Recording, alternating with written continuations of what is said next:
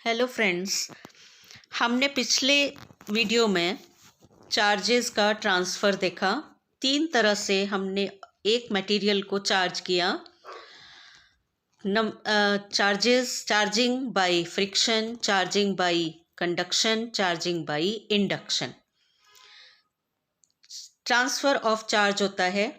अब transfer of charge में हमने क्या देखा, एक बॉडी से दूसरी बॉडी तक ये जो चार्ज है ये कैसे ट्रांसफ़र होता है। ट्रांसफ़र ऑफ चार्ज पढ़ने से पहले हम पहले एक गोल्ड लीफ इलेक्ट्रोस्कोप पढ़ेंगे। गोल्ड लीफ इलेक्ट्रोस्कोप एक ऐसा इंस्ट्रूमेंट है जिसमें हम किसी भी बॉडी को डिटेक्ट कर सकते हैं वेदर इट इज़ चार्ज्ड और नॉट। अगर ये चार्ज्ड है तो उसका नेचर क्या है, चार्ज नहीं है, मेज़रमेंट कितना है, कितना चार्ज है उसके ऊपर, हम इसको पता लगा सकते हैं एक इंस्ट्रूमेंट के through, that is gold leaf electroscope. An electroscope is an instrument used for detection of electric charge and to identify the nature of charge. First electroscope was invented by the British scientist William Gilbert. Gold leaf electroscope के अंदर एक glass का jar होता है। इस glass jar के अंदर बीच में एक बॉक्स वाइड माउथ है, जो वाइड माउथ के अंदर एक रबर स्टॉपर लगा है और इस रबर स्टॉपर के बीच में हमने एक होल बनाकर इसके अंदर और एक ब्रास की रॉड को हम इंसर्ट कर देते हैं, बीच में लगा देते हैं। ब्रास रॉड के ऊपर हम एक मेटल की डिस्क लगाते हैं, ब्रास की डिस्क लगा देते हैं और नीचे की तरफ एक बहुत पतली गोल्ड की लीफ लगा देते हैं। इन्वर्टेड वी की पोजीशन में, इन्वर्टेड वी का फिगर बनाते हुए हम यहाँ पर गोल्ड की बहुत पतली, हम कोई सी भी लीव्स यूज कर सकते हैं।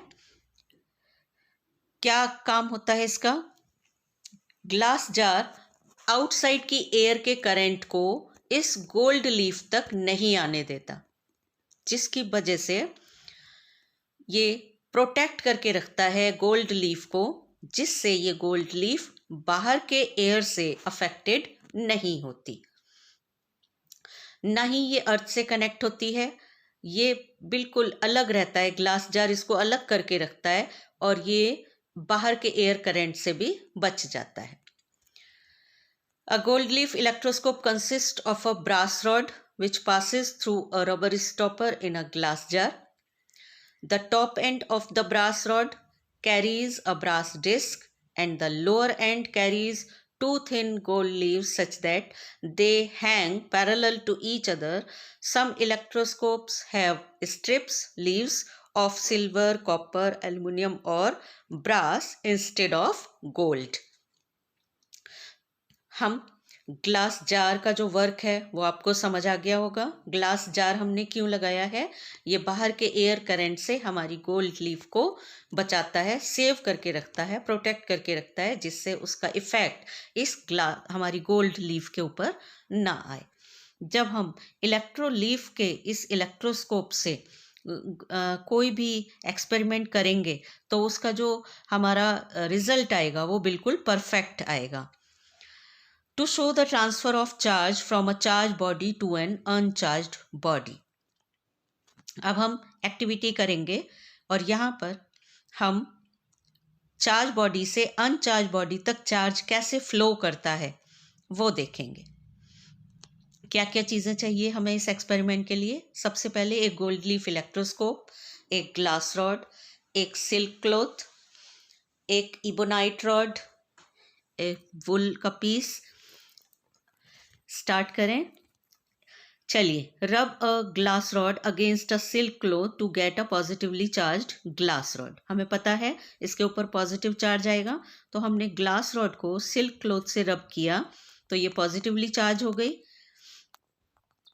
अब इसके ऊपर पॉजिटिव चार्ज आ गया। अब हमें पॉजिटिवली चार्ज ग्लास रॉड यहाँ दिखाई दे रही।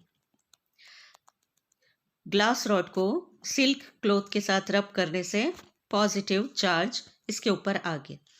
अब गोल्ड लीफ इलेक्ट्रोस्कोप को हम टेबल पर रखते हैं और हम इसकी गोल्ड लीव्स को ध्यान से देखेंगे। अब हम ग्लास रॉड को इस मेटल डिस्क के टच करेंगे।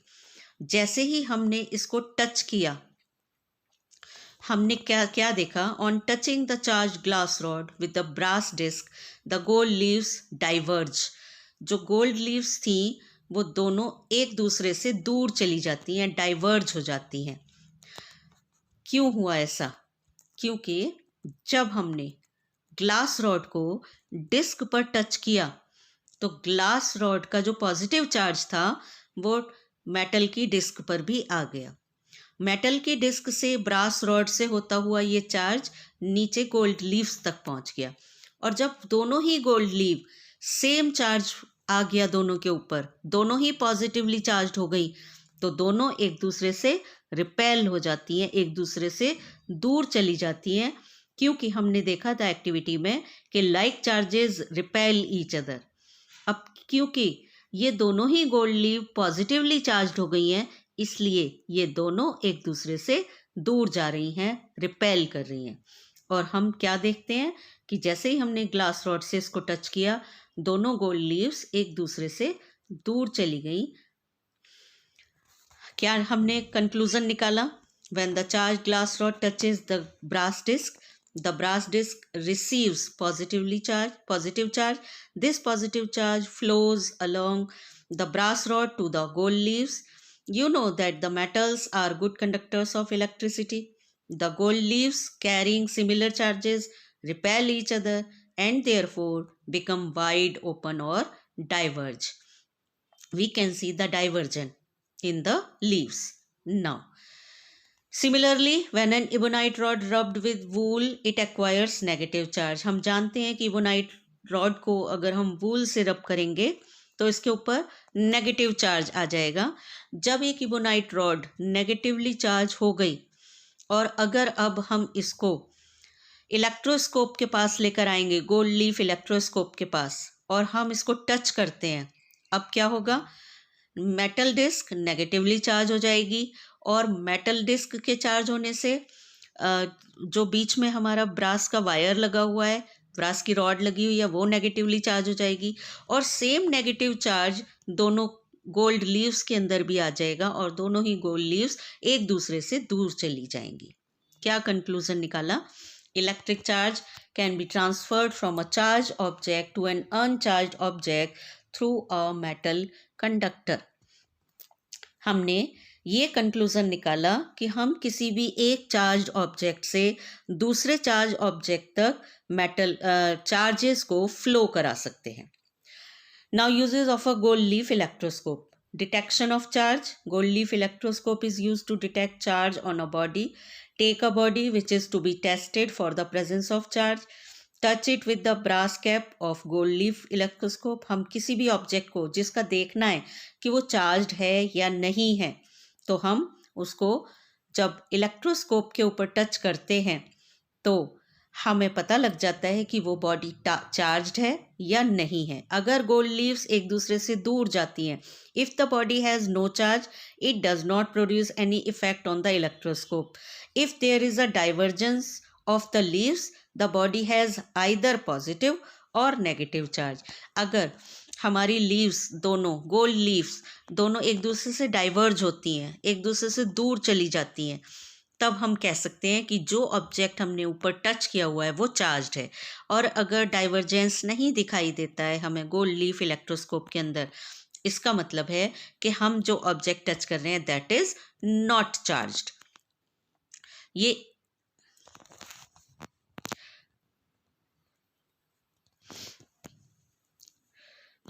चार्ज जो हैं वो ट्रांसफ़र होकर, लाइक चार्जेस हमेशा एक दूसरे से दूर जाते हैं। इसीलिए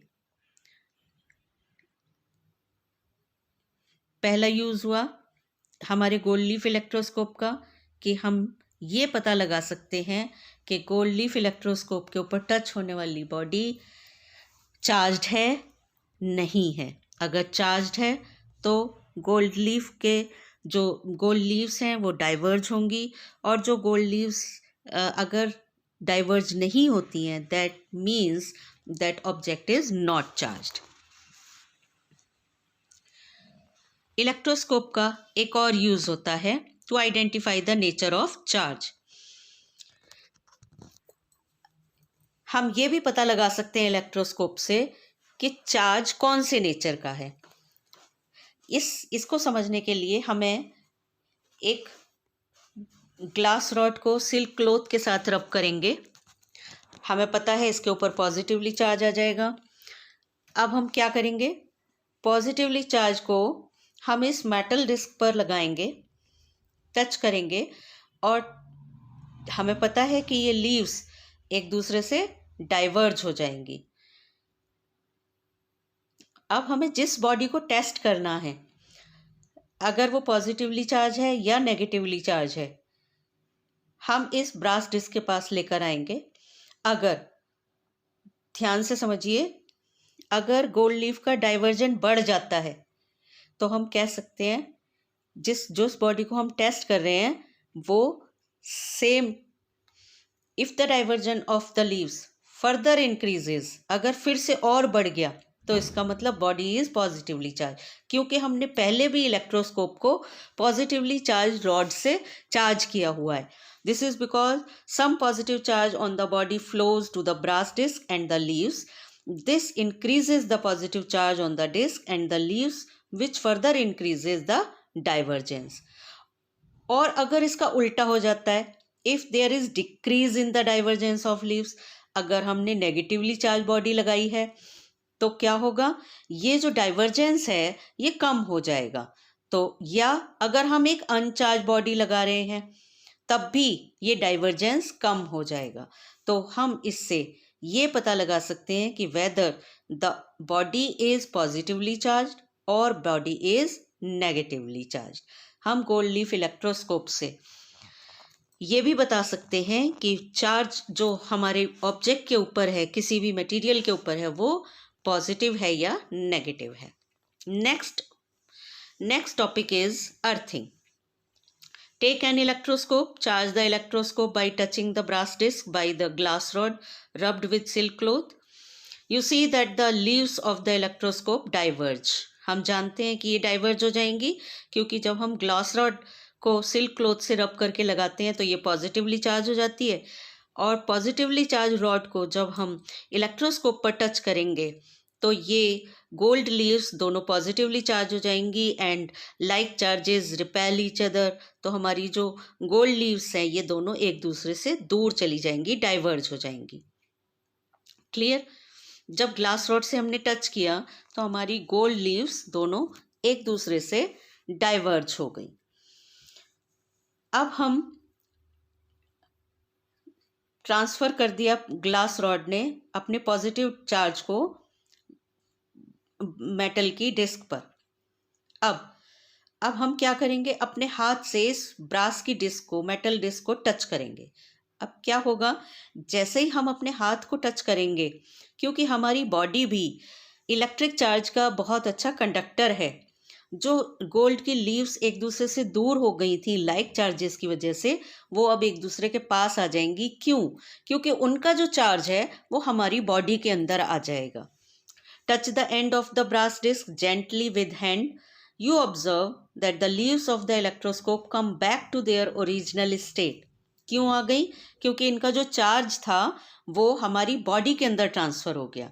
The reason is that the gold leaves lost charge to the earth through our body. वो हमारी बॉडी से होते हुए अर्थ में चला गया। We can say that the electroscope's leaves are discharged. हम कह सकते हैं कि इनका जो चार्ज था वो हमारी बॉडी से होते हुए अर्थ में चला गया और ये डिस्चार्ज हो गई। This process of transferring of charge from a charged body to the earth is called earthing. इसको हम earthing कहते हैं।